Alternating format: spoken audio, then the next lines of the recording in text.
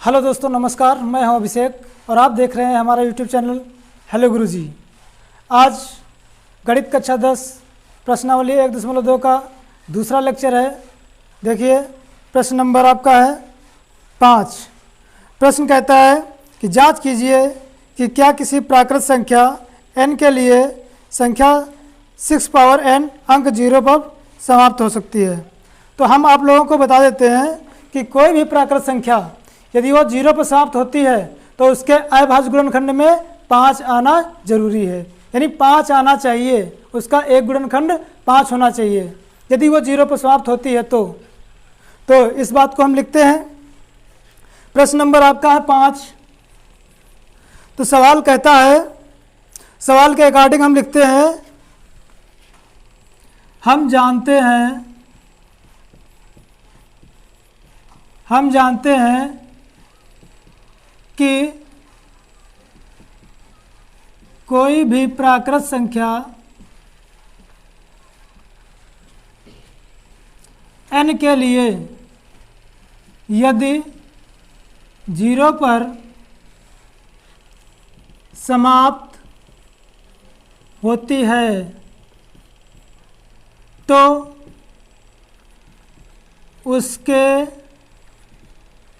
अभाज्य गुणनखंड में 5 आना चाहिए। बात समझ रहे हैं ना हमारी, कि यदि कोई प्राकृत संख्या 0 पर समाप्त होती है तो उसके अविभाज्य गुणनखंड में 5 आना चाहिए। ठीक है, तो अब देखते हैं। अब आपकी संख्या दी हुई है 6 पावर n। इसके हम अविभाज्य गुणनखंड कराएंगे तो ये हमारा बनता है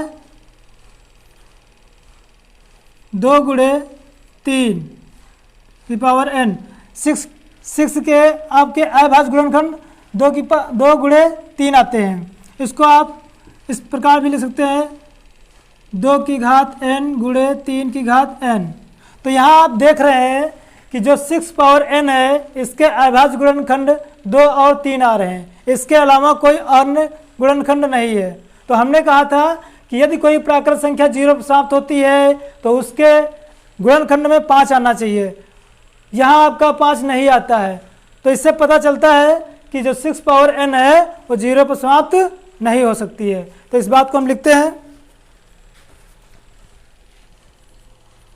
यहाँ 6 पावर n के अभाज्य गुणनखंड में 5 नहीं है या नहीं आता है,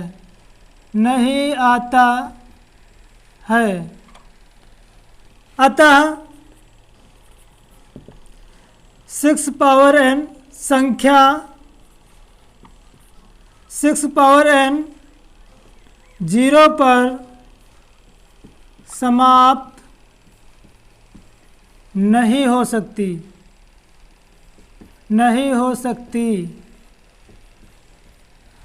क्लियर है? समझ में आया? हमने कहा कि यदि कोई प्राकृत संख्या n के लिए 0 पर समाप्त होती है तो उसके अविभाज्य गुणनखंड में 5 आना चाहिए। बट यहाँ पे 6 पावर n के जो गुणनखंड आते हैं वो आपके 2 गुणे 3 हैं। यहाँ पे आप 5 नहीं देख रहे हैं, तो इसलिए 6 पावर n 0 पर समाप्त नहीं हो सकती। क्लियर है कंसेप्ट? हाँ, तो ये आपका क्वेश्चन हो गया। अगला देखिए। अब प्रश्न नंबर 6 देखिए।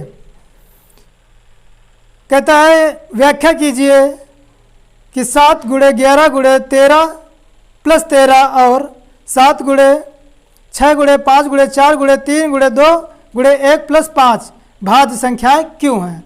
तो भाज्य संख्याएं हम जानते हैं कि जो संख्याएं किसी ना किसी संख्या से डिवाइड हो जाती हैं वो संख्याएं भाज्य कहलाती हैं। तो देखिए, संख्या हमारी दी है 7 गुणे 11 गुणे 13 गुणे 13 प्लस 13 और इधर आपकी संख्या दी है 7 गुणे 6 गुणे 5 गुणे 4 गुणे 3 गुणे 2 गुणे 1 प्लस 5। ये दो संख्याएं आपकी दी हैं। तो इसमें यह कह रहा है कि प्रत्येक संख्या भाज्य है संख्या है। तो क्यों संख्या है, भाज्य तो है, क्यों है हमें दिखाना है। तो पहली संख्या लीजिए, पहली संख्या 7 गुणे 11 गुणे 13 प्लस 13। अब आप देख रहे होंगे कि ये 7 गुणे 13 गुणे 13, 7 गुणे 11 गुणे 13 प्लस 13, इसमें आपको कॉमन दिख रहा है कुछ, ये आपका 13 कॉमन मिलता है। यहाँ से देखिए ये 13 कॉमन मिल रहा है, तो यहाँ से 13 हम कॉमन निकालते हैं तो आपका बचता है 7 गुणे 11 प्लस 1। तो देखिए इस संख्या का एक गुणनखंड 13 आ गया। तो जब 13 इसका गुणनखंड है तो ये फिर ये संख्या 13 से विभाज्य होगी, 13 से भाज्य है। क्लियर है? तो हम लिख सकते हैं ये बात, क्योंकि 13 संख्या का एक गुणनखंड है, गुणनखंड है, इसलिए संख्या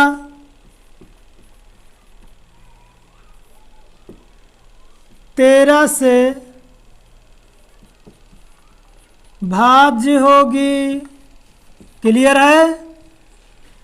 इसी प्रकार दूसरा है आपका, दूसरी संख्या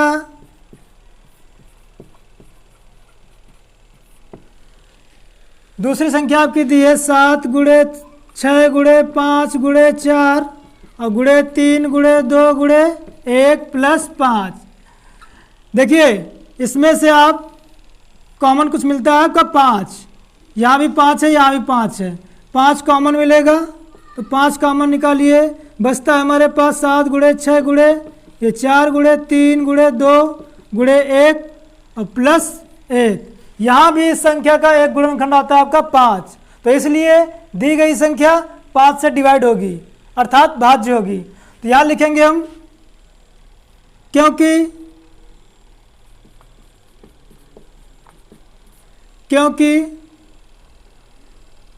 5 संख्या का एक गुणनखंड है, इसलिए संख्या 5 से भाज्य होगी। कॉन्सेप्ट समझ में आया? वीडियो मेरा अच्छा लग रहा है, यदि अच्छा लग रहा हो तो लाइक जरूर कीजिएगा, और हाँ मेरे चैनल को सब्सक्राइब करना बिल्कुल ना भूलें, बेल आइकन को जरूर प्रेस करना ताकि मेरे द्वारा बनाया गया वीडियो सबसे पहले आप तक पहुंचे और मेरे वीडियो का आनंद उठाते रहिए। तो देखिए आपको समझ में आया कि पहली जो संख्या थी इसका एक गुणनखंड आपका 13 है, तो इसलिए 13 से भाज्य होगी, और दूसरी संख्या आपकी यह है, इसका गुणनखंड आपका 5 है, तो इसलिए यह संख्या 5 से भाज्य होगी, अर्थात दोनों संख्याएं भाज्य हैं। ठीक है, लिखेंगे अर्थात दोनों संख्याएं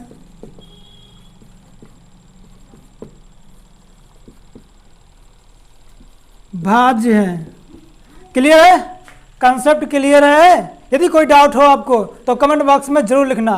तो ये आपका क्वेश्चन कंप्लीट हो चुका है, इसको नोट करिए, अगला सवाल बताते हैं। चलिए क्वेश्चन नंबर 7 देखिए।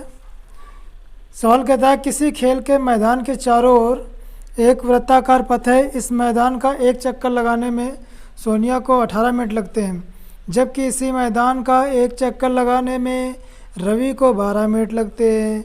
मान लीजिए वे दोनों एक ही स्थान और एक ही समय पर चलना प्रारंभ करके एक ही दिशा में चलते हैं, कितने समय बाद वे पुनः प्रारंभ स्थान पर मिलेंगे। तो भैया ध्यान दीजिएगा, इसमें आपको एलसीएम निकालना है। 18 और 12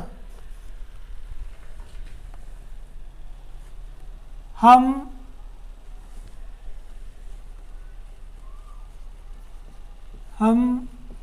18 और 12 का